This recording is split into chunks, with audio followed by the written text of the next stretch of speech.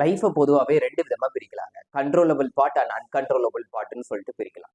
For example, ஒரு பஸ்ல சேஃபா டிராவல் பண்ற வரைக்கும் உங்களோட கண்ட்ரோல்ல இருக்கும். ஆனா அந்த பஸ் எங்கேயோ ஆக்சிடென்ட் ஆச்சு அப்படின்னா அது உங்களோட கண்ட்ரோல்ல இருக்காது.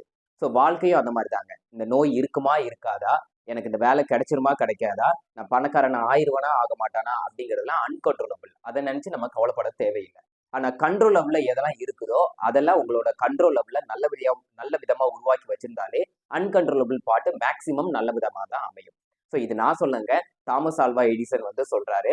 ஸோ மறக்காம எது எது உங்களோட கண்ட்ரோல்ல இருக்கோ அதை சேஃபா வச்சுக்கோங்க, நல்லபடியா உருவாக்குங்க. ஃபார் எக்ஸாம்பிள், ஒரு வேலை கிடைக்கணும்னா அதுக்கு கரெக்டா ரெஸ்யூம் ப்ரிப்பேர் பண்றது, இன்டர்வியூ கொஸ்டின் ப்ரிப்பேர் பண்றது, கம்யூனிகேஷன் இம்ப்ரூவ் பண்றது, இது எல்லாமே உங்களோட கண்ட்ரோல்ல இருக்கு.